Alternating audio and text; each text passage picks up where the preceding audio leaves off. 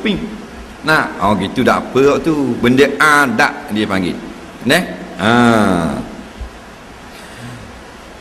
Maka Nabi kata ni sayusibu akan datang, maknanya lama lagi, boleh bercakap, boleh khabar, boleh ramal. Maka hak Nabi kita pakai, hak lain tengok dulu. Kalau benda tu berkait dengan adat kebiasaan, maka kita boleh dengar, bukan kita boleh yakin. Faham? Lain pada Rasulullah, kalau benda hak akan datang, kita boleh dengar. Faham tak? Kita tak wajib tolak bila kalau perkataan tu munasabah dengan adat kebiasaan. Tapi kalau benda tu menyalahi adat kebiasaan, menyalahi syarak, maka dulu-dulu kita teruk buang, tak boleh pakai, sama ada dia tok bomo besar atau doktor besar. Tapi kalau hak Rasulullah semua betul belaka. Nampak? Kalau hak Rasulullah khabar betul belaka. Faham? Pasal dia Rasulullah. Maka Nabi kata sayusibu ummati, akan menimpa umat aku daul umam, penyakit yang pernah menimpa umat yang dulu-dulu. Umam ni jamak bagi ummatun, ummatani umamun, maknanya umat-umat yang dulu-dulu. Umat dulu ni dulu pada kita tak, dulu daripada Nabi SAW. Umat mana? Umat Bani Israel, puak-puak Yahudi wan Nasara, sebelum zaman Rasulullah. Lepas pada zaman Rasulullah dipanggil zaman umat Muhammad. Nabi bangkit, lahir, bawa Islam. Lepas ada Nabi sampai ke kiamat, dia panggil umat Nabi Muhammad. Sebelum daripada itu dia panggil umat dulu-dulu. Umat dulu-dulu banyak dah, tapi yang terkenal kalau penyakit iaitu umat Bani Israel, paling banyak penyakit. Maka faqalu, sahabat bila dengar akan kena penyakit, maka dia tanya, ya Rasulullah, wa ma daul umam, apa penyakit umat dulu-dulu? Penyakit dia tu cing manis, darah tinggi, buasir, pekak batu, sakit perut, kurat, mau jatuh, hepatitis B ke benda? Nabi jawab, qala, yang pertama al-ashar. Yang pertama al-ashar. Apa benda al-ashar ni? Iaitu terlalu banyak seronok. Lalu banyak seronok. Jadi di sini fahamlah kita, agama Islam agama yang universal, agama yang sesuai untuk fitrah manusia. Manusia ni hatinya suka tak berseronok? Saya jawab ni, suka tak? Suka. Daripada beranak sampai ke mati, suka pada benda yang seronokkan dia. Suka pada benda yang seronok tidak salah, kerana itu fitrah. Kullu mauludin yuladu alal fitrah. Semua bayi dilahirkan atas fitrah. Fitrah ni banyak makna. Yang biasa diterjemahkan ialah maknanya bersih, bersih daripada dosa. Faham tak? Juga fitrah dengan makna yang membawa tabiat manusia. Maka jagalah anak-anak biar dia bertabiat manusia, jangan campur jadi bertabiat dengan tabiat syaitan. Jadi berseronok mula daripada budak-budak. Budak-budak kecil umur 2-3 bulan, kalau kita agah dah reti tak? Reti ambil kain ni, dia tualai buka muka dia, kedai-kedai suka dah. Seronok dia, seronok tak? Besar lagi setahun, kau suka, kita ajak main. Bubuh benda apa, bunyi-bunyi keteng-keteng, ketong-ketong bubuh dekat buah dia, kau dia duduk karang semua dah, suka semua, maknanya berseronoklah dia. Tu fitrah manusia. Faham? Masuk umur 3 tahun kau suka berseronok lagi, nak main tu, nak main ni, buat pergi patah main buah ayung 2 minit je ayung, bergerakek, nampak tambah turun, patu ayung ayah pula, anak ayung. Nampak tak? Orang tua suka tak seronok? Suka seronok. Jadi seronok tidak salah. Doni Nabi kata al-asyab, terlalu banyak seronok. Faham baik? Faham? Bukan marah seronok, terlalu banyak seronok. Pasal apa? Seronok tu agama tak marah. Fitrah manusia. Napa? A'radul bashar dia panggil. Tabiat manusia biasa. Suka berseronok. Jadi al-asyar bukan berseronok. Seronok sama, tak ada kerja lain.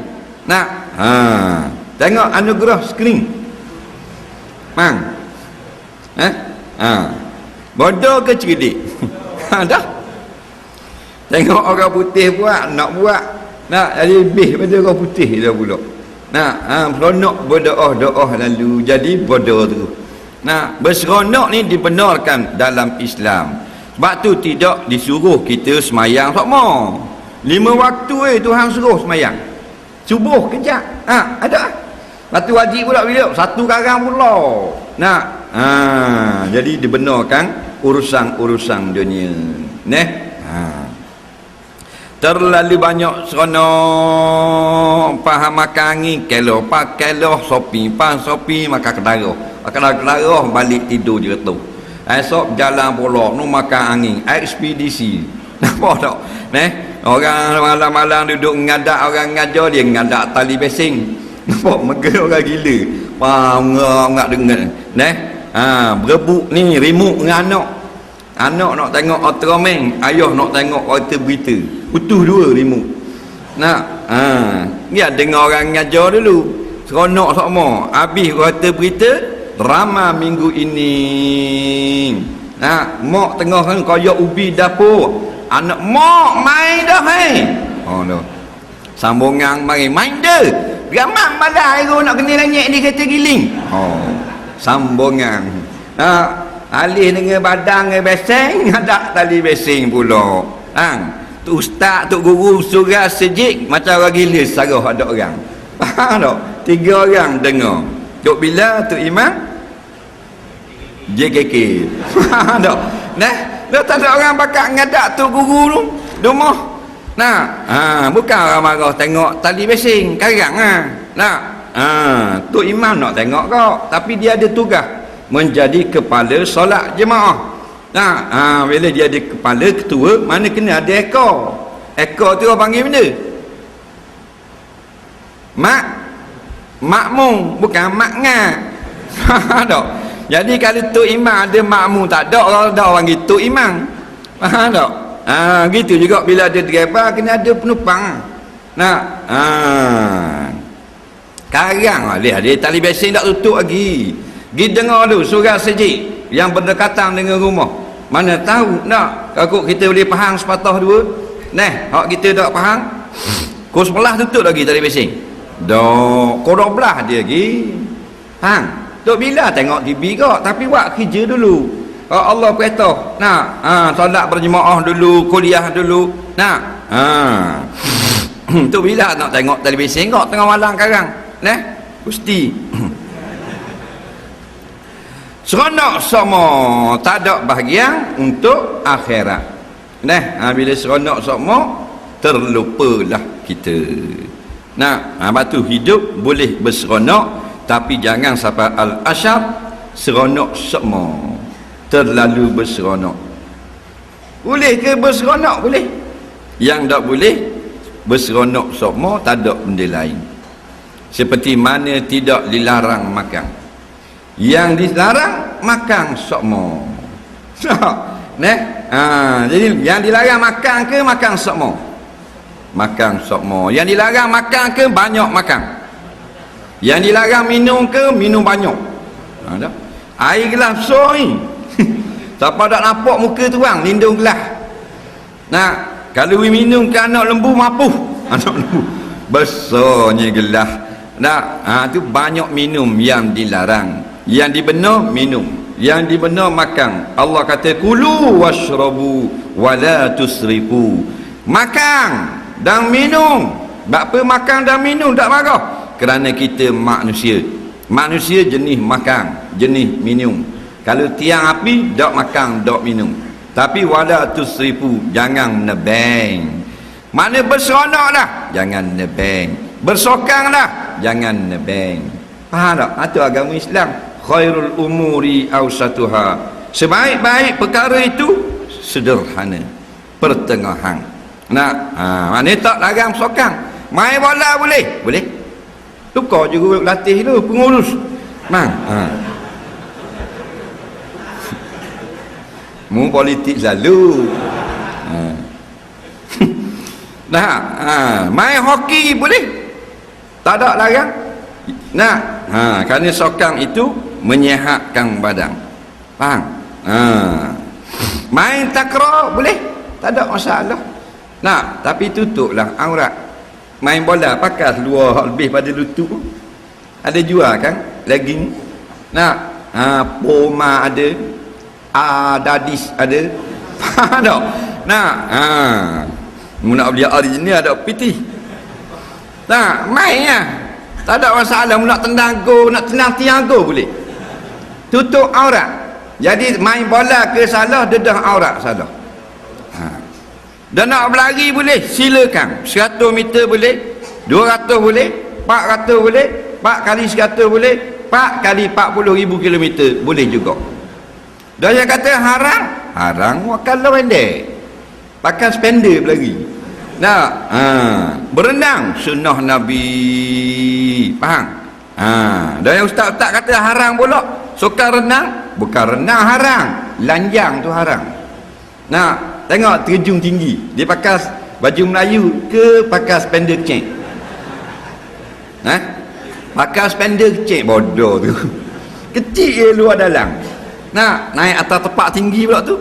Ada orang ambil gambar pula, ada ambil dengan kamera, ada ambil dengan video, ambil dengan live, ambil dengan macam-macam ambil. Tak malu sikit harang, dia boleh naik tangga, duduk nak terjun pula. Bodoh. Seluar ketak cek. Seluar tu kalau dipakai ke kambing, berapa kambing semua. Faham tak? Dah kemas kambing, senok batu-batu. Kita tak pakai luar pendek gitu. Kita pakai kain pelekak saja.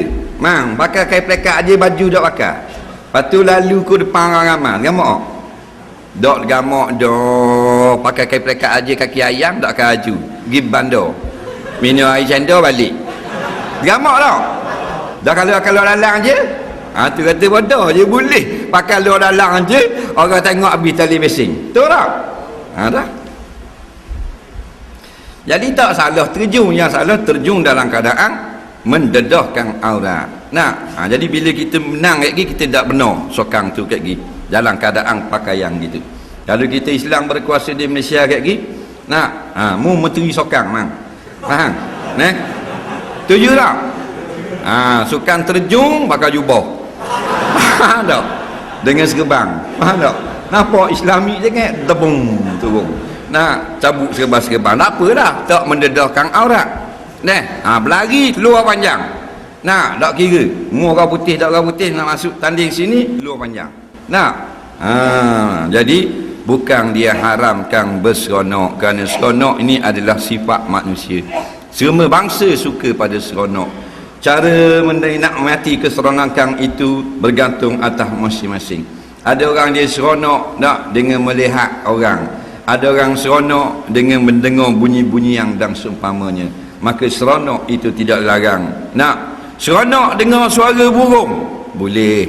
Orang tanya ulama-ulama besar-besar, orang tanya ulama-ulama yang muktabar, apa hukum orang yang minat sangat dengar suara burung?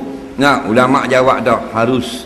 Ia satu daripada nikmat mendengar yang Allah halalkan kepada umat manusia. Tapi jangan nebeng. Nampak tak? Main burung jangan nebeng. Burung 30,000. Tapi tuang pakai orang dakat burung. Pada membeli orang dakat 30,000 burung. Baik membeli Honda Accord second hand 25,000. 5,000 lebih beli burung. Boleh tahan kira. Boleh enggak naik anak bini? Ni orang dekat buruk, starter ikat dengan getah, takut tak jetak. Faham tak? Pelik cabut duk laraga pelik. Pada duk kelek burung. Berapa ribu pak burung? 30,000 deh. Jangan main ni. Faham tak? 30,000. Tuang burung lo dalam 4 tahun dok tukar. Nah, tu bodoh dah pula. Jangan melampau-lampau. Apa juga keseronokan dibenarkan selagi zat keseronokan itu tidak haram. Berseronok dengan wanita penari, bogey dan sebagainya, tu awal-awal haram dah. Nah, tapi berseronok yang harus dia ada perenggang dia. Nah, ada sempadang dia. Ada orang seronok dengan hobi dia, betul tak? Hobi dia benda, hobi ngai. Ada orang juga ngai. Jorang tak naik tama, dekat di mutuk mau. Dalam raga tu ada apa? Mata kain, batu ngambur, cili, lada ada belaka. Tak apa dah. Jaga solat, jaga nafkah, jaga anak bini, jangan siapa cuak. Ni siapa anak dak dah tengok. Balik kerja balik rumah dah. Pakai terus dari Jabat terus pergi sungai selalu. Balik dak balik pukul 3 pagi. Lapar perut goreng upang. Kan tak leh goreng upang. Bini dia kata malam goreng upang dah, goreng udang lah ni, pam dia pula lah ni, upang-upang celup tepung nak apa. Itu jadi berdoa-doa lalu. Jangan lebih hak dilarang oleh syarak. Tak usah kata dunia, akhirat melampau dilarang syarak. Seorang laki-laki dia kata, ya Rasulullah, aku gagah, aku nak puasa setiap hari. Nabi kata jangan, ada hak untuk badan, untuk perutmu. Biar aku gagah. Kalau mu gagah, mu puasa macam Nabi Daud sudah. Iaitu jangan lebih daripada 15 hari sebulan. Nabi Daud dia bagi 2 saja. Tidak lebih pada sebulan tu 15 hari, separuh saja. Jangan nak lebih pada Nabi Daud. Faham? Seorang laki-laki pula kata aku tambah tidur. Nak ngaji Quran, nak mayang tajud, tambah tidur. Nabi kata tak boleh, kena tidur. Faham? Biar kita gerak, kita sanggup. Tak boleh, aku Nabi aku tidur. Semayang atek, tidur atek. Ada bahagian untuk keluarga juga. Maka kalau mu nak, mu tidur atek dan semayang atek. Sebab itulah tak dibenar. Nebeng-nebeng dalam perkara akhirat. Apatah lagi dunia. Jadi jangan seronok sokmo. Seronok biar ada modal. Jangan seronok tak ada modal. Orang main bola, kita main bola. Orang lain pas main bola, kita dengar, kita duduk di rumah. Faham? Bodoh jahil kita seko. Faham? Goalkeeper ada kuliah malam ni.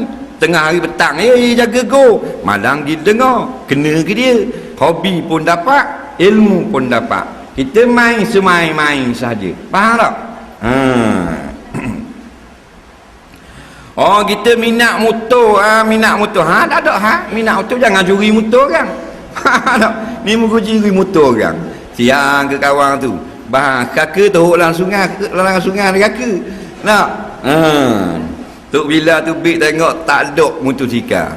Beli 500 riyal tu. Piti yang minta dengan JKK. Piti bring apa panggil. Nampak? Menangis Tok bila 3 hari 3 malam. Motosikal hilang. Lain dia orang kaya tak apa. Motosikal 17 utik. Hilang utik tinggal 16. Kawan tu utik tu nak bawa balik rumah bini muda. Hilang pula. Macam mana? Hak tukar curi seronok. Jual-jual barang boleh 500 riyal. Betul dah mu muda lagi. Sampai masa tua lagi mu nak semayang. Ni dak semayang lagi. Sampai masa tua lagi mu nak pergi Mekah. Allah tak terima belaka amal. Apa? Kena pulang balik hak mencuri hari tu. Lagi tak pulang balik tak terima amal ibadat. Dah waktu kan nengung gitu, tak mau semayang, ni bakar dalam neraka. Mayang tak terima. Susah tak? Susah. Tak apa, jangan curi hak orang. Orang motosikal beli, tak boleh beli cash, beli hutang. Faham tak?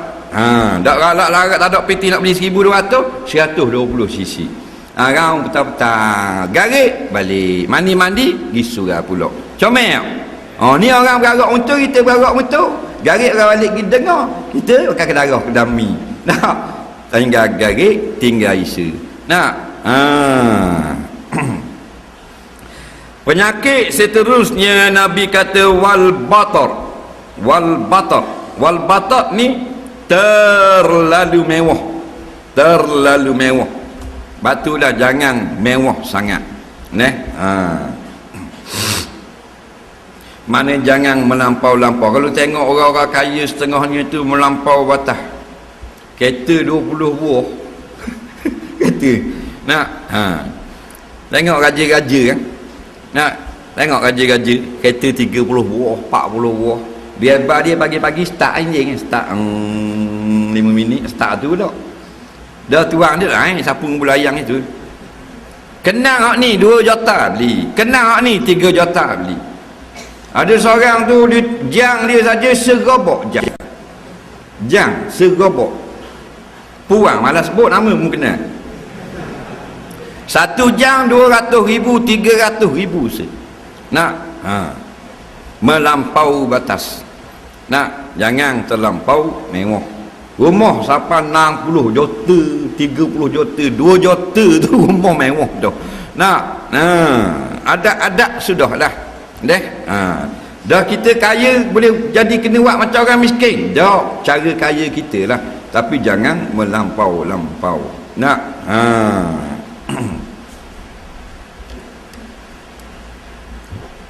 sebab bila kita mewah sangat, jadi kita tidak terasa kesusahan orang lain.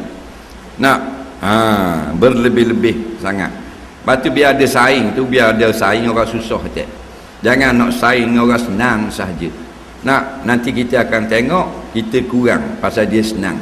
Kalau kita kawan orang susah tak, kita akan tengok kita lebih pada dia. Nak berasa nak syukur. Walaupun kita pakai kereta nak biasa-biasa je, potong sagar je. Faham? 8,000 beli second hand.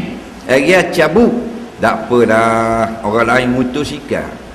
Tak, maka mana mewah motosikal dengan kereta buruk? Mewah kereta buruk. Pasal hujang tak kena. Tahu tak? Motosikal kena. Kena hujang. Motosikal Ducati 180,000 kena hujang tau. Nampak tak? Potong sagar buruk, bumper belakang ikat dengan dawa takut cabut. Tak? Kena hujang tak? Tak kena hujang. Mana tak kira mu kaya, alhamdulillah Tuhan tak marah. Mu ingat mu kaya senang lah ni. Oh senang 8 buah kereta. Tapi tak lupa ni adalah nikmat Allah beri kepada aku. Allah tak marah orang gitu. Jangan lupa yang tukang beri. Jangan berasa kita yang hebat dengan kekayaan kita. Nak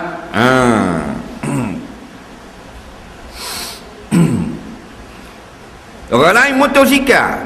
Nak naik sampai kat bawah je jantar baru duk berhenti bawah je jantar. Belendong daripada hujang. Tadi lalu mari ni hujang dah. Daripada kapung, daripada mana? Daripada Bukit Tepu. Nak tapi like Bukit Tepu ada awet seorang mari duduk sebelah. Jadi pakai baju ketat, seluar ketat. Bila kena hujang tersangatlah ketat. Faham? Nah, maknanya bila naik motosikal maka dia sudah tentu susah daripada kereta. Hak pakai motosikal nikmat, orang lain tak ada pitih, basikal saja. Hak pakai basikal, orang lain jalan kaki.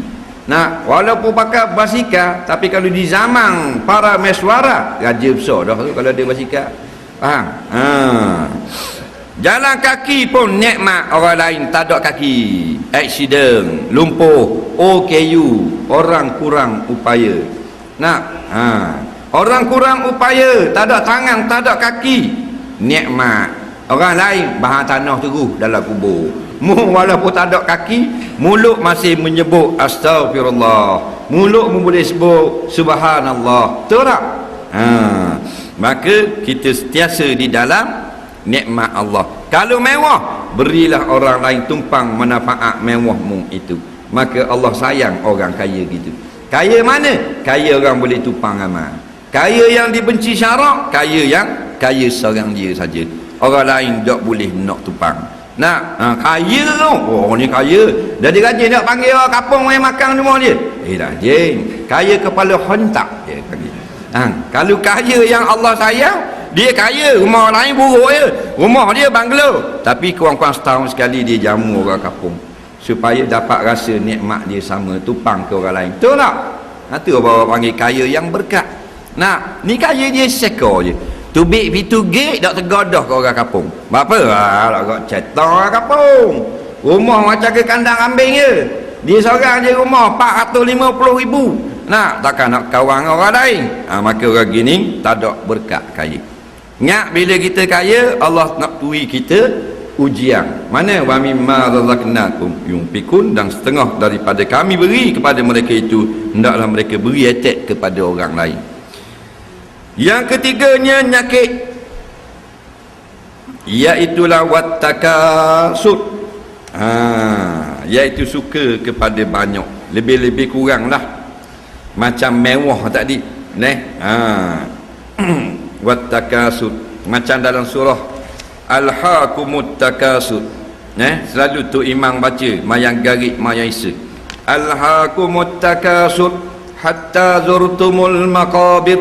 Mana alhaakum, telah melalaikan akan kamu oleh at-takasud, oleh sifat perasaan nak membanyakkan harta benda dunia. Nak dia kawal dah kita.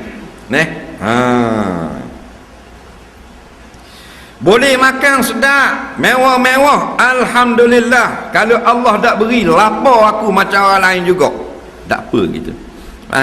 Jangan lupa Allah. Semua daripada Allah. Kaya Allah beri, miskin Allah beri, mewah Allah beri, basak pun Allah beri. Dah Tuhan beza-beza tu guana sekejap saja selepas dilahirkan. Masa lahir basak tarai belaka, telanjang bongeh belaka. Muti besar Terengganu masa beranak lanjang ke pakai kuk? Lanjang, kotek-kotek. Dana Menteri Malaysia masa beranak lanjang ke pakai jaket? Lanjang, mulut merah. Faham tak?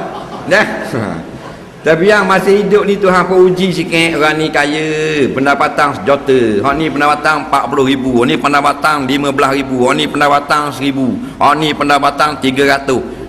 Sekejap saja. Maka yang kaya mengeluarkan zakat dan digalakkan bersedekah. Faham? Kerja benda orang gaji apa sejuta sebulan. Businessman tak belik lah. Faham? Dah tu gaji sampai 50,000, kontraktor. Faham? Dah tu 15,000, bandel punya toke. Faham? Dah tu 8,000, doktor pakar. Dah tu 3,000 lebih, doktor biasa. 2,500 cikgu. Tu hati dah dibagi bagi 1,400 kani, 900 office boy. 8,500 jeng keke. Ada belakang dah. Tahu tak? Tak usah marah Tuhan. Faham? Dan bila kita banyak pada orang, jangan berasa kita hebat. Kerana Allah beri sekejap saja. Bila mati, basak semula. Perdana Menteri mati pun ditelanjangkan oleh tukang mandi mayat. Raja pun akan ditelanjangkan oleh tukang mandi mayat. Faham? We pakai pakaian orang yang paling miskin, iaitu kain sehelai sahaja. Baluk di tubuh, ikat sikit atas kepala dengan kaki, jari cekelak nesang. Faham? Hebat-hebat kita akhirnya jadi cekelak nesang. Kain putih lapik dengan daun pisang warna hijau ke biru? Hijau. Jadi balik kepada hijau dan putih juga. Faham? Bukan politik ni. Politik sama. Boleh makan sedap, alhamdulillah. Tak boleh makan sedap lagi, sabar. Alhamdulillah pun ada pahala, sabar pun ada pahala. Batu ada hadis yang Nabi menyebut bahawasanya orang yang makan, yang bersyukur, Allah sayang. Dia makan, dia bersyukur. Bila masa kita nak syukur, masa boleh makan, masa kita tengok makanan. Mari makan alhamdulillah, kata dulu. Sila jemput makan, mari makan. Alhamdulillah. Kita kata tak masa mula-mula nak makan alhamdulillah? Tak. Buka tudung saji dulu. Buka tengok ayam pusing. Allah, dengan besi-besi tak buang. Ayam besi dengan besi sebatang dalam tu saji. Alhamdulillah. Buka tengok ikan pelata kering. Kata alhamdulillah. Tak. Ada ayat tak? Nampak? Tu kita. Bodoh. Kata sama alhamdulillah. Nah.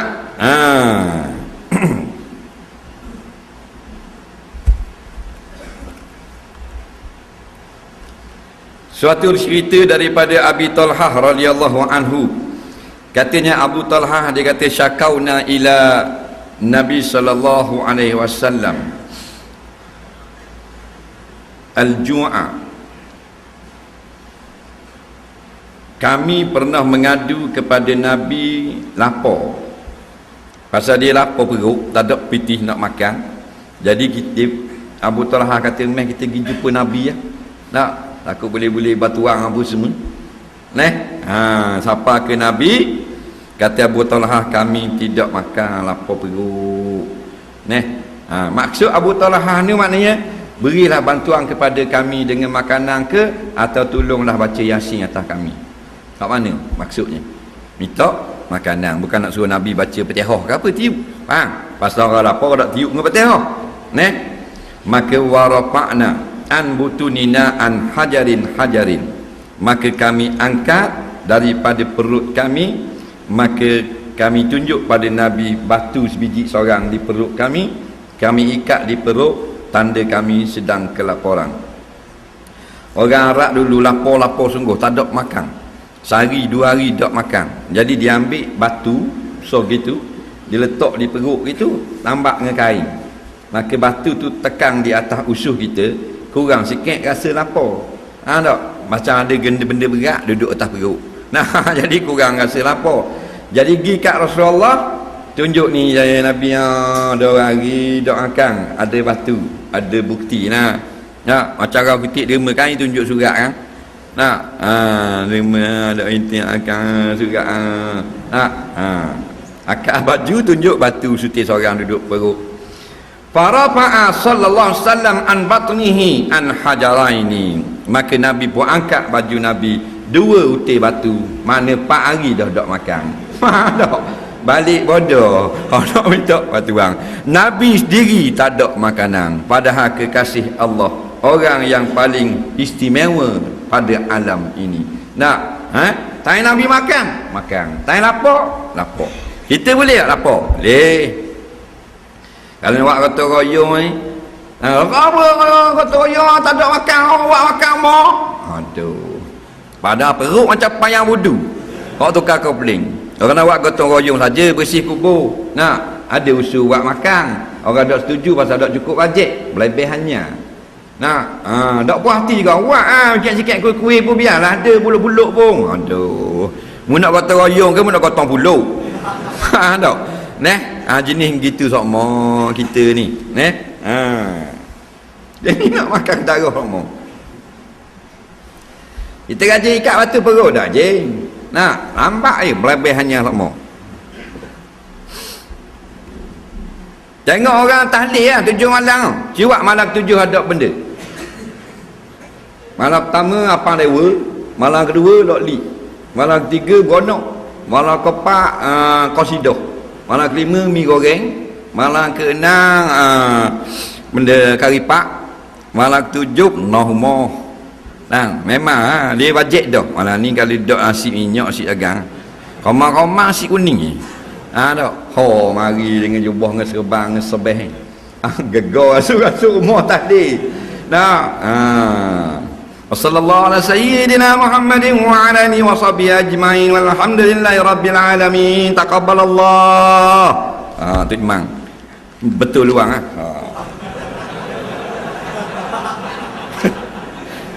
dah takkan nak duduk tengah tu makan kedarah malam namak ni boh. Betul luang nyanda mana tak tubik-tubik ni. Tomah kata minta maaf, kita tak tahu awak benda malam ni tahlil saja. Jangan awak gurau gitu. Dari petang tak makan dah. Tok Imam, petang tak makan dah. Tak? Ada masalah. Kira nak makan kelara mo, habis ada itik sekati sudut mo. Sudut mo. Itik kati dah dak cakap cerita dengan nyanda sembang dak itik. Sodok mo. Bergerak sungguh. Jangan awak gurau apa gini. Tengok esok pak guni hanya upak. Oh, dak je jumpa kira gitu ada pula nama dak buat benda. Bahasa ketakut nak mampu. Kalau kau tahu kau nak pergi sekarang. Aku tengah hari kau nak makan tu. Nah, katanya JKK.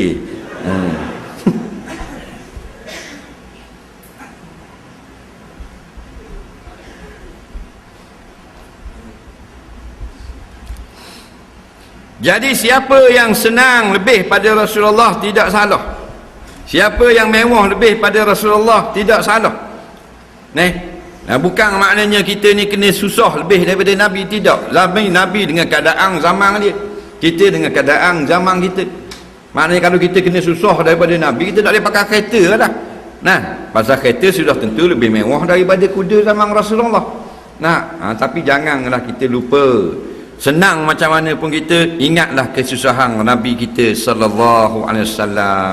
Baru kita tidaklah lupa sangat. Baru kita tidak rasa kita ni hebat sangat. Baru kita tidak rasa nak memperlekehkan orang susah. Kerana Nabi ni pemimpin dan pengulu bagi orang-orang yang susah. Katanya Umar Al-Khattab radhiyallahu anhu bercerita tentang Nabi dalam sebuah hadis yang diriwayatkan oleh Imam Bukhari. Dia kata dah satu hari dakhaltu ala Nabi sallallahu alaihi wasallam fa idza huwa muttaji' ala rimalin hasirin laisa bainahu wa baini firashun qad asara ar-rimal bi jambihi aw kama qala. Aku masuk pada rumah Nabi satu hari yang Nabi ini sedang duduk terlentang di atas pasir. Nabi, rumah Nabi pasir belah dalam. Dia dinding saja. Dalam dengan luar pasir sama je. Macam rumah kita zaman dulu, ingat tak? Kalau di dapur kan, tak ada latar seming tanah. Ingat tak? Rumah dulu-dulu. Dapur dia latar tanah. Luar tanah kau, dalam tanah juga. Jadi rumah Nabi gitulah. Dinding saja dengan atap, luar pasir, dalam pasir. Dia kata faiza huwa muttaji'. Nabi sedang tidur, sedang terletang. Nampak? Atas pasir. Yang di atas pasir itu tidak ada tikar. Tak ada tikar. Tak ada tikar. Atas pasir itu. Dan telah memberi bekas oleh batu-batu pada belakang Nabi. Batu-batu kecil tu bekas di belakang Nabi. Dan bila dia bangun, bak Umar mari, maka Nabi Sayyidina Umar pun nampak belakang Nabi berlubang bekas tidur atas batu, atas pasir. Nak menunjukkan Rasulullah punya keadaan. Tak ada hal. Tang senang dia duduk atas atas hamporan. Tang susah dia tidur atas pasir. Tak ada hal. Dah kita tak ada tidur atas pasir. Maka bersyukurlah. Berterima kasihlah. Paling komang pun orang miskin sekarang tak tidur dah atas pasir.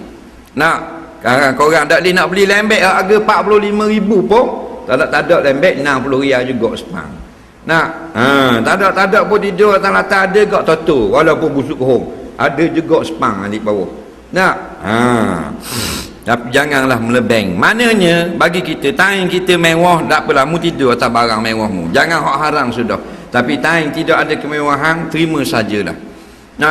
Ni gak time kita time semayang tak sama-sama dah dengan kapet dalam sejid, tiba-tiba berhenti mayang di satu surah, siapa tak mau masuk mayang, dia tengok kotor seming gitu. Mayang kat lain jadi nak semayang je, padahal bukan najis. Cuma kotor seming gitu je, kebah gitu mayang tak ada masalah. Pasal duk biasa sangat mayang tempat sedap. Masjid aircon. Kapek tebal. Dah lah kapek sejadah pula. Nampak? Hok mewah. Sekali sujud tak ada hidung, duduk dalam kapek. Tergelang. Tak boleh nak terima kenyataan bila time masa tidak ada kemewahan. Datang kita mewah, ada benda mewah, sujud atas benda mewah. Tak ada benda mewah tengah jalan, hotel dah surat-surat kapur-kapur tepi jalan, mayang pergi ya. Walau mayang surat kayu gayok lagu mana pun. Gitu maksudnya. Bukan maknanya bila kita mewah dengar hadis ni pakat bakar rumah ke, bukan. Maknanya terimalah di mana saja kita berada, di situlah nikmat Allah masih menunggu kita. Dan gitu juga lah at-takasur ini ialah berebut nak membanyak-banyakkan, iaitu menghimpun harta sebanyak mungkin. Banyak mana nak himpun, kok pandalah hak bani dah, hak tulah kita akan himpun. Bak harta ni, orang tua muda, dia tidak jadi tua. Dalam bak akhirat je. Dia orang tua. Kerana boleh lama tak pergi saja. Dah nak jalan lah 79. Ni main sengah lutut. Bagian nak pergi dengar. Tapi kalau ada bagi piti 500 atas wala raya dulu kali boleh naik. Tunggu tongek naik siapa juga dia. Buat apa?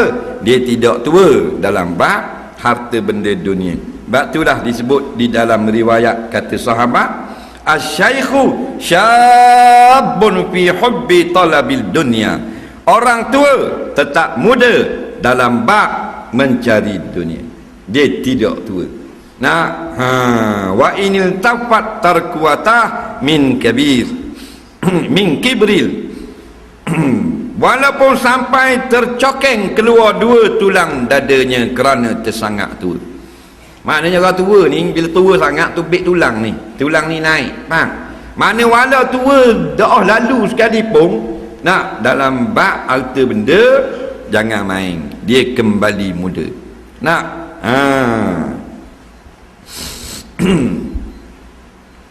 Maka kita biarlah menjadi orang muda dalam bab mencari dunia, mencari akhirat, dan menjadi orang tua dalam bab dunia.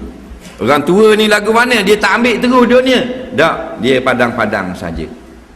Jadi kalau kita pun gitulah, sebaik-baik biar padang-padang saja. Dalam bab akhirat biar kita orang 70 berasa macam 17 baru hitung. Orang yang umur 80 berasa baru macam 40. Dalam bab semayang, tahajud, baca Quran, zikir, istighfar dan sebagainya. Sebab apa? Kalau kita cari belum tentu boleh, belum tentu boleh makan. Dia molek kita tukang boleh, orang lain tukang senang. Matulah kadang-kadang ambil dia orang harta lecing, masuk orang dalam kedai, masuk orang dalam rumah, hok pecah peti besi, hok barang dalam kocek, hok tipu dalam akaun bank, hok tipu gerang tanah, hok jual kereta tipu, nak jual mata kena tipu. Harta kita senang yang ambil dia orang. Beli motosikal baru-baru bomoh hilang, dak dang bahan motosikal bahan karburetor saja. Nampak tak? Harta kita boleh ke orang senang-senang, belum tentu masuk memberi manfaat kepada kita. Dah salah harta tidak salah. Dah orang kaya jahat, dah berjutawan bilioner tu orang jahat. Orang jahat orang lupa akhirat, tu orang jahat. Orang jahat orang lawan Allah. Orang kaya bukan orang jahat, orang banyak harta bukan orang jahat, orang banyak kereta bukan orang jahat. Dalil yang masuk neraka orang bukan kereta, faham? Ni molek orang dakak buruk masuk neraka. Apa? Tak mayang. Basikal buruk tak mayang, masuk neraka. Masuk neraka tu basikal ke dia? Dia basikal tinggal atas dunia, faham? Maka jangan kita dilalaikan oleh mencari harta. Ayat berbunyi alhaakumut takasur, telah melalaikan kamu oleh at-takasur, membanyakkan harta. Dan jangan kita sohor kalau harta kita banyak, sebab semua harta milik Allah. Inna lillah, kita milik Allah. Tak usah kata harta, kita milik Allah. Kereta mu ingat kereta mu milik Allah. Mu ingat tanah mu 5-16 lok tu hak mu, orang dah tua milik Allah. Kalau hak mu bawa bahan tanah lagi, Dan kamu mampu kerah lagi lubang cek tanah. Tu mu ingat harta rumah mu dengan kereta, dengan seterung, dengan kereta giling tu hak mu lah ke? Allah wi pinjam. Kalau hak mu gali lubang luar agak lagi mampu kerah. Tanah dengan seterung, tanah dengan mesin kisah semi. Katanya bini kau traktor hak mati. Pemain gali buat luar hakik luar hakik gali, jangan gali besar hakik. Gali besar macam kok tenis boleh Hei, kau bom dia nak bom dia. Laki mu cek je. Tak lah, dah harta je banyak. Kering 2. Faham tak? Sawah 3. Kes, mesin kes 4. Banyak nak tanang. Dah, tu barang pinjaman Allah punya. Nak, diri kita milik Allah. Siapa masanya ambil balik. Dalil tengok kita. Kau muda, kau tua. Kalau hak kita diri, kau muda. Dah kita sendiri. Dia buat molek emak. Faham tak? Barang kita boleh kita buat molek. Barang Allah tak boleh nak buat molek dah. Ikut dia. Dia ambil sikit. Nak. Batu dalam suatu hadis yang berbunyi jangan sampai umur 60 masih lagi tidak sedar. Bukan suruh tunggu umur 60. Maknanya kalau sampai 60 dah dengar lagi, dah sejik lagi, balik awal. Berat nanang lah tu. Bukan 40 kan. 40 tak ada riwayat hadis yang berbunyi 60. Bukan 40. Oh sejak dengar hadis ni malam ni. Tunggu 60 Kat 60 tu pergi sejik. Bukan gitu maknanya. Orang yang dipanjangkan umurnya sampai 60 tapi masih lara lagi, balik awal. Faham? Jangan kita baru 35 kita lara dulu jangan, sebab mu belum tentu 60. Kalau mu kenal rapat kabel dengan Israel tak apa. Israel tu pok sepupu mu boleh tahan. Israel kata mu anak dara aku tahu mu mati bila umur 39, ni mu 36, 3 tahun lagi. Allah mu pok dara aku kan dah boleh ejah kan. Tak apa aku ejah jadi nyawa mu aku tambah 60 lagi jadi 79. Aku ambil nyawa Mak Said jadi pendek. Faham tak? Contohnya tu lain.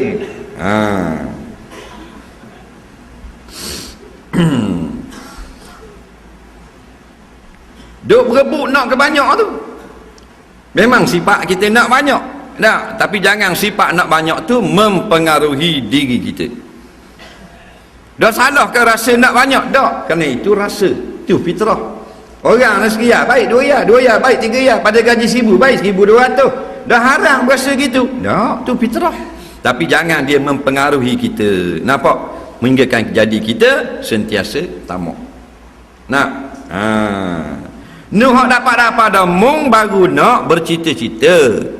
Tu hak budak sekolah tu baru bercita-cita nak dapat cemerlang SPM 15A, dapat masuk universiti. Bila masuk universiti nak dapat degree yang terbaik untuk dapat kerja. Ditawarkan 1,500 sebulan. Sudah bercita-cita 1,500 kat gini nak belanja 500 saja, nak taruh 1,000. Kalau 10 tahun, banyak boleh simpan. Baru cita-cita. Belum tentu dia dapat 1,500. Kena balik daripada UK jual kedai kopi. Betul tak? Padang jadi tukang tebor roti canai. Ada degree, engineering, jual CNI. Balik ngaji New Zealand. Konon-kononnya boleh 4,000 balik kaki. Dah ni jual mana? Toke Zuliang jual gitu masuk kampung. Konon-kononnya boleh 15,000 pasal buat master di Jepun. Dak ni dak boleh kerja. Duk jaga mak kampung waktu buat kerja benda. Tolong-tolong itu kau traktor jaga sait. Boleh 1,500. Sikit baru. Hak boleh dah Tan Sri di Kuala Lumpur. Faham? Bukan ahli politik, Tan Sri businessman. Yang kaya-kaya ada pendapatan 100,000 sehari, ada 80,000 sehari, ada yang pendapatannya 200-300,000 sehari, maknanya sampai 6 juta 10 juta sebulan.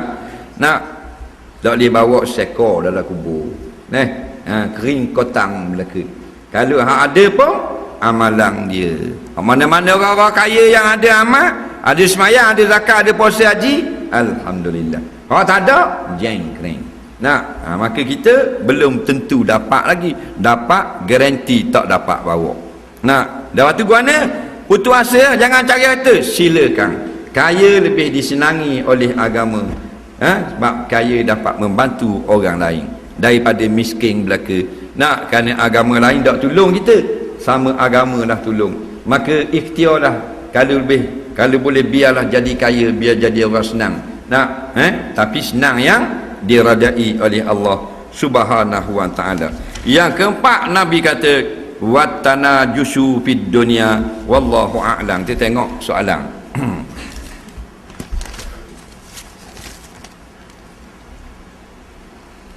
Soalan pertama, apa hukum jual beli emas secara online, pembeli bank-in duit dan penjual poskan barang? Jawabnya, asalnya mestilah jual emas dengan cara tunai. Apabila syarat yang pertama iaitu emas dengan emas. Emas dengan emas tak boleh lambat. Maknanya kalau kita nak jual emas sekilo dengan emas juga. Dia pembeli, kita jual emas, dia beli emas kita, dia bayar dengan emas, mesti tunai. Faham tak? Ke tak faham? Learning kita beli emas dengan benda, dengan PT, dengan duit. Rasa cara dia tu beli emas dengan emas, wajib tunai, wajib sama timbangan. Kalau tidak, riba, sesat masalah. Okey, yang kedua pula, beli emas tapi dengan PT. Beli emas dengan PT ni dua kau. Kau yang pertama wajib tunai kau, tak boleh seorang. Kau yang kedua kata boleh dengan hutang. Nampak? Boleh dengan hutang. Kerana duit itu sudah tidak menjadi emas, bukan barang ribawi lagi. Nah, dua-dua pendapat ni sebenarnya kuat belaka ada sandaran. Jadi dalam kes online, ulama-ulama memfatwakan sebahagiannya harus, sebahagiannya tidak harus. Mana yang harus? Yang pertama, barangan mabek jangan benda yang haram, maka emas bukan barang haram. Nak, maka harus syarat yang pertama. Yang kedua, mestilah sama barang, kuantiti ataupun rupa barang, mestilah sama. Kalau tak sama, tak sah jual beli, kena pulang balik. Yang ketiga, tidak ada tipu menipu antara satu sama lain. Nak, maka dimaafkan terlambat online dengan bayar. Contohnya, bank-in duit, kita pun nampak bank duit masuk dalam akaun, lalu dipostkan akan barang. Sebab itulah sekarang banyak jual beli sebenarnya halal dalam internet, dengan eBay, dengan Amazon, dan seumpamanya, halal pada syarak, kerana menepati ciri-ciri jual beli. Yang pertama, barang jangan barang haram. Contohnya kalau budak-budak motosikal, dia beli spare part motor, dia order spare part dia, katakan spare part dia tak ada jual Terengganu, dia beli Kuala Lumpur, dia pun tengok online ada, dia pun bank-in duit, harga RM85. Barang tu akan sampai 3-4 hari lagi.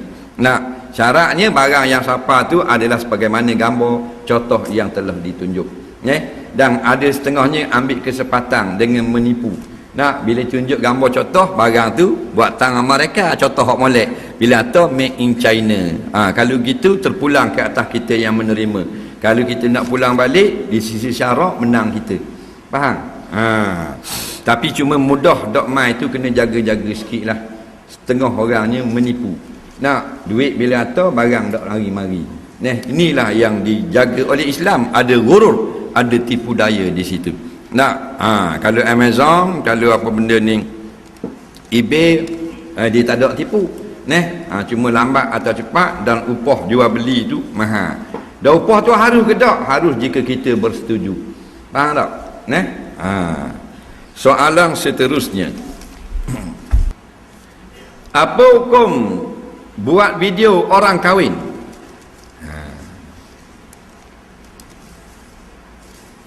Video orang kahwin, video orang nikah tu lah. Orang nikah dia ambil video. Baik. Yang pertama sekali, kita tengok dulu masa dia kahwin tu orang boleh tengok tak? Kahwin dikatakan kahwin tu benda akad nikah. Contoh, video ni banyak tak? Akad nikah, pengantin makan, atau pengantin apa benda, terima hadiah ke, kan dia ambil gambar. Dia banyak pak dia pula. Contohnya masa akad nikah lah. Jadi masa akad nikah tu, boleh tak orang ramai tengok? Haram tak? Tak haram, maka tak haram ambil video. Lepas tu masa makan pula. Makan, pengantin laki-laki dengan pengantin puang makan. Lepas nikah kan makan kan tak? Mak nak tengok makan kali. Jeput bawang. Nampak tak? Belah-belah bandar ni memang orang makan kek tau. Kalau pergi belah hulu-hulu tu pelik mainan. Nampak tak? Jeput lah. Pelik-pelik makan. Huluk cicah nyo. Huluk cicah nyo. Pengantin puang gigi pelesu atas bawah. Jatuhlah puluk gigi. Nampak lekat di puluk. Jadi bila pengantin perempuan, pengantin laki-laki makan kek, makan nasi, kalau masa tu orang boleh tengok tak haram, maka ambil gambar tak haram. Bapa orang boleh tengok? Pengantin tutup aurat, boleh lihat ada pakai tudung apa semua. Pengantin puang dia pun minum air, orang kamar boleh tengok tak? Tak haram tengok, maka tak haram ambil gambar. Tiba-tiba pengantin perempuan pakai seksi-seksi belah, nampak ni belahang dada, atau pada bau ni tak ada lengan pula separuh, belakang ni sampai belakang ni kosong, maka orang hak belum kan kata video, orang luar tengok haram tak?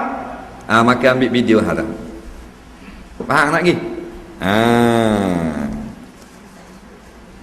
Batu nak buat kerja jadi wedding photographer, nak beritahulah pada pengantin kita hanya ambil yang tutup aurat saja. Beri pilihan kepada mereka. Kita buat kerja gini biarlah kurang pelanggan mula-mula, akhirnya barakat. Pasal ni kalau buat wedding nya letak belaka, pengantin dogo pun bahang juga, pengantin pakai jubah polek pun bahang juga. Pasal apa? Pulus punya pasal. Dok kemah, biarlah kemah. Kita buat mula ada seorang dua. Jadi akhirnya orang terkenal dah kita. Ngemak alih dia, mak dia kena makan tudung apa. Baru dia ambil gambar. Kalau belah-belah sikit ketak-ketak tak ambil. Lama-lama untunglah kita. Walaupun sedikit tapi berkat. 1,000,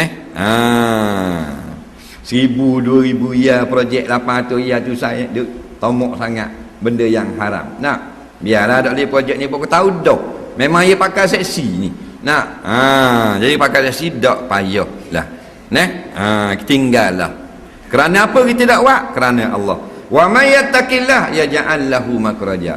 Siapa yang takut pada Allah, dia dah ambil wedding ni, pengantin ni, pasal apa? Kerana dia dah aurat, takut kepada Allah, yaj'al lahu makhraja. Ada projek lain pula. Betul tak? Kemah ada dalam Quran jawab. Yaj'al lahu makhraja, ada projek lain. Kita tafsir gitu. Kerana makhraj tu maknanya yang memudahkan dia mengikut saluran lain pula, walaupun saluran ini dia tinggal, kerana takut kepada Allah.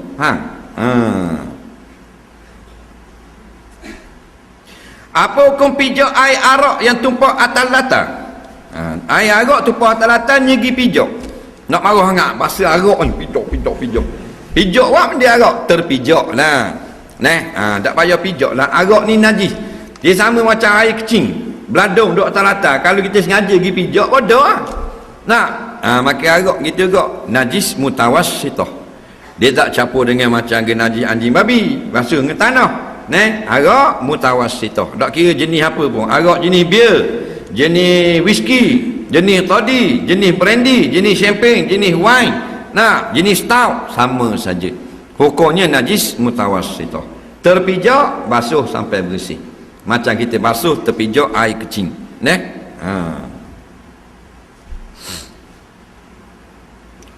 Ada dua jemaah yang beriman dalam surau, iaitu satu sebelah lelaki, satu sebelah perempuan. Kan dalam masjid ada satu jemaah beriman saja, sah atau tidak? Dia kata kalau ada dua imam dalam masjid, sah atau tidak semayang? Jawabnya, pandangan yang muktamad, kalau semayang jemaat yang pertama saja sah. jika tidak ada keperluan apa-apa selain pada solat Jumaat sah belaka. Macam sembahyang Isya kat gini kita buat 30 imam. Kita bagi makmum naurang lagi 30 imam. Faham tak? Hukumnya sah juga. Cuma tak dibuat kerana menolak fitnah. Faham? Biarlah satu tempat satu imam. Faham? Melainkan bila kita mari jemaah sudah penghujung, maka yang mari tu kalau seorang terus masuk dalam sah takbir. Tapi kalau ramai sunat buka jemaah yang baru. Faham? Kalau ramai baru siapa ramai-ramai sebuah bah 30 orang, jemaah ada ni tayat akhir dah, maka tak payah ikut tayat akhir, biar imam salah takbir semula. Nak jemaah yang baru, itu afdal.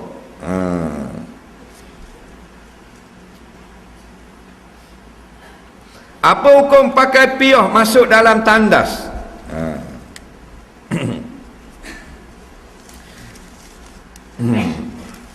Jawabnya, kata setengah ulama sunat masuk ke dalam tempat buang air dalam keadaan menutup kepala. Dah kalau tak tutup haram, dah sunat sahaja. Tutup dengan piyah ke, pakai serban ke, pakai sokok ke, nak. Orang dulu-dulu dia buah daun pisang. Tak perlu dia. Orang tua kan, dia tengok masa kecil-kecil itu dia daripada surau tu nak pergi ke bilik air jamban kecil. Nak dia ambil ketuh daun pisang, buat tak perlu. Dia nak pergi kecil. Rupanya ada dalam kitab-kitab mengatakan sunat dengan keadaan bertutup kepala. Faham tak? Ini adalah amalan sahabat Nabi SAW dan bukan nas yang qat'i daripada Rasulullah SAW. Jadi jangan balah dalam bab tutup kepala masuk tandas. Satu anjuran yang baik sahaja. Ulas sedikit tentang isu Nurul Izzah yang kecoh sekarang ini. Kita pun tak dengar dia cakap lagu mana, tak tahu apa benda yang dia kata, tak dengar. Memang kecoh isu ni. Cuma hak kita duk pakai ni, hak ulama-ulama sebut masalah la ikraha fid din. Tiada paksaan di dalam agama. Hanyalah terkena kepada orang-orang kafir saja. Orang kafir kita tak boleh paksa masuk Islam. Kalau kita jadi negeri tuang punya negeri, orang kafir duduk dalam negara kita, kita galakkan mereka masuk Islam. Maknanya suruh dakwah dia. Kalau dia tak mau masuk, tak boleh. Melainkan kafir harbi baru diperangi. Sama ada Islam atau diperangi, itu kafir harbi. Kalau kafir zimmi, sama ada Islam ataupun bayar jizyah atau tunduk pada perintah umat Islam dan hormat pada agama Islam. Jadi tak boleh paksa. Yang Islam dah, maka dikenakan hukuman kalau tidak melaksanakan perintah agama, seperti dak semayang, dak puasa, dak zakat, dak pergi haji, tak mau tutup aurat, boleh dikenakan hukuman. Dan tidak boleh orang yang tidak mau melaksanakan perintah menggunakan dalil la ikraha fid din, tiada paksaan dalam agama, kerana dia telah Islam, dia telah pun sign kontrak untuk taat perintah Islam. Macam kita kerja jabat, bila kita kerja jabat kerajaan, maknanya masuk pukul 9 balik pukul 5. Faham? Nak masuk pukul 11 boleh tak? Tak boleh nak tiba-tiba dia masuk pukul 11 semua. Pengarah kata, "Mu mana masuk pukul 11 mo? Untung 2 jam hak mo." Kani kata la ikraha fid din. Nampak? Boleh tak jawab gitu? Tiada paksaan. Saya manusia, nak bebas memilih apa saja. Tak boleh mu kaki tangan jabat ni. Tapi kalau orang kampung boleh tak nak pergi pukul 11 jabat? Boleh tak? Pukul 2 boleh? Pukul 3 boleh? Orang tutup dah pukul 5, dia nak pergi pukul 7 boleh tak? Boleh? Tak apa, hidup kat situ congok. Tu kata pasal dia orang luar. Ada pun orang Islam tak boleh, dia kena patuh. Tak patuh, kena peraturan. Peraturannya kalau di jabat, surat tunjuk sebab, kena potong gaji, kena cuti tanpa gaji dan seumpamanya, buang kerja, digantung dari tugas. Gitu kan. Dan Islam itu kok, tamu semayang kena takat, kena takzir, kena wudu, kena kisah, kena ni. Tamu tutup aurat, kena takdik, kena warning, kena denda. Jadi kata no way, tiada paksaan dalam agama. Tak boleh kata gitu. Mung Islam dah, IC mung sudah mencatatkan mung sebagai Islam, maknanya taat pada perintah dan sanggup dikenakan hukuman. Aurat antara abang ipar atau kakak ipar dengan keluarga mertuanya, sebab banyak orang kita abaikan perkara ini sekarang. Bila kita kahwin dengan seorang perempuan, maka jadilah perempuan itu benda bini kita, faham? Dan kita menjadi laki dia, faham lagi? Mak dia menjadi mertua kita, pak dia menjadi pak mertua kita, adik-beradik dia menjadi ipar kita, mak dengan ayah dia adalah mahram kita sampai kiamat. Bila kita jawab nikah, aku terimalah nikahnya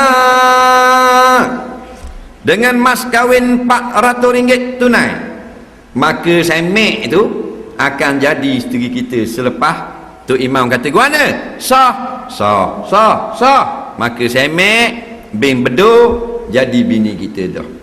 Mak dia ketung, automatik lepas tu mak mertua kita mahram. Bila mahram tak wajib tutup kepala depan natu. Bila mahram, mak tok tua boleh pakai kain batik saja dalam rumah, atas ni rombel-rombel depan natu, tak ada masalah.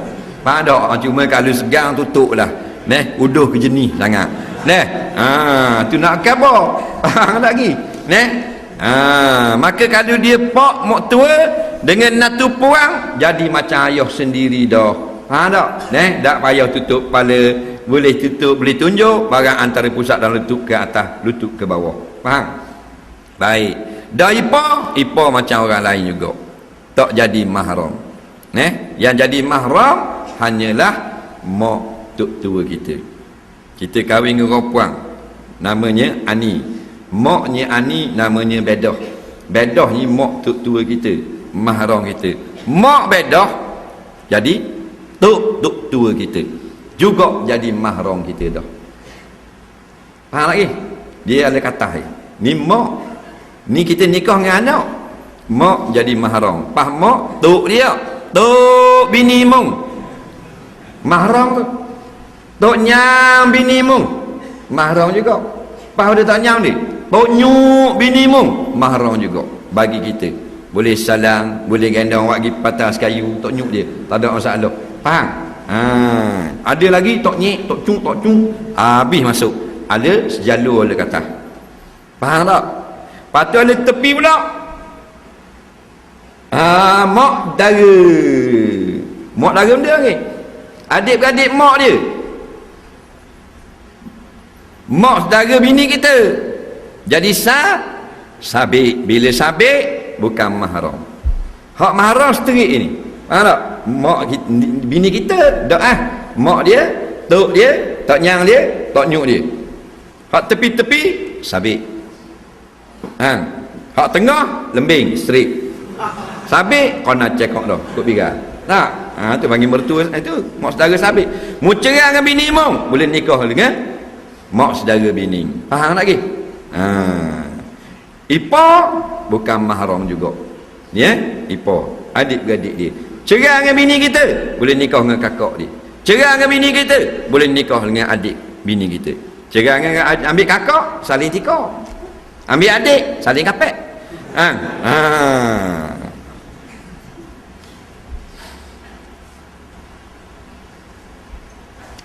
Apakah hukum menyertakan diri dalam jemaah Islam? Hukumnya fardu kifayah, kata setengah ulama. Dan menyokong perjuangan jemaah Islam itu adalah wajib ain.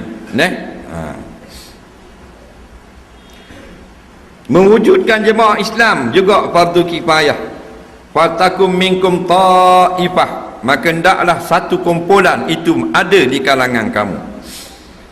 Bagaimana nak jaga diri daripada dengki dan ujub? Dengki ni dua. Yang pertama, sakit hati bila dengar ada orang Islam lain dapat nikmat.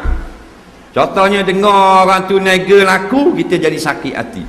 Dengar orang tu maknanya apa benda ni, beli kereta baru, kita sakit hati. Orang tu naik pakak, kita sakit hati, dengkilah. Bila dengki, habis amalan kita. Setakat mana habis? Wallahu a'lam. Yang kedua, dengki ni kita nak supaya orang yang sedang senang jadi susah. Kalau kita dengar maknanya ada kawan kita ni, seorang ni laku sangat ni, maju sangat dah ni, kalau boleh biar dok laku lah pula. Tengok orang ngajar maju kan ni, biar ada orang pula bila-bila. Tu dengki belaka tu. Faham? Tengok sejid tu ramanya orang, bagus untuk imam ni pandai tarik orang muda-muda. Tapi tengok kita ada orang tu. Dengki tu. Tu orang jahat dia panggil. Patutnya kita, walaupun dia musuh kita, lama dah kita balas ke dia, jarang kita ni dari belum Jepun. Balas berebutnya bung Jepun zaman dulu tinggal. Faham tak? Pak ni tak tegur siapa. Tiba-tiba kita dengar jarang kita balas lama dah ni, nega laku. Alhamdulillah. Kata gitu juga. Pasal dia orang Islam juga. Tu tanda orang yang baik. Ajar gitu. Maka cara ni kena ingat, bila kita nak supaya bila orang tu dapat nikmat kita sakit hati, maka kita kena ingat sebenarnya kita sakit hati kepada Allah. Kerana Allah yang beri dia nikmat. Maka orang yang sakit hati kepada Allah, neraka ke syurga? Neraka lah tempatnya. Kalau merasa ragu, maka mu duduklah atas Ezra Hondakat dulu, balik lagi. Mu perih dalam 15 minit, anggur merah dah Ezra, selok kain buang dah dalam, duduk atas Ezra. Faham tak? Kalau Ezra Hondakat mu cabut habis dah kulit punggung mu, tak selok dah situ, maka dah suatu tebang duduk deki lah. Dan lagi pula deki, dia makan amalan kita. Haji kosong semula, puasa kosong semula, dengar ngajar kosong semula belaka. Rugi atas darat kering kita. Ujuk gitu juga. Ujuk ni kita boleh pergi dengar, boleh ngajar, boleh jadi tok imam, boleh hafal Quran, pandai ilmu fiqh, boleh semayang, boleh puasa, boleh berzikir, boleh jadi jemaah, berdakwah dan sebagainya. Boleh masuk macam-macam lah benda-benda yang baik. Kita lupa pertolongan Allah. Orang panggil unjuk, duk berasa kita lah. Jangan lupa pertolongan Allah. Ni kalau kita Allah tak tolong mana ni bahan lara kita. Duduk pak yang tak ada faedah. Dah kita boleh mari mana ni? Tuhan tolong. Jadi nak suruh hilang penyakit ni, ingat semua kepada Allah. Gitu saja. Obat segala penyakit, ingat Allah, Allah, ya Allah, ya Allah. Wallahu subhanahu wa ta'ala a'lam.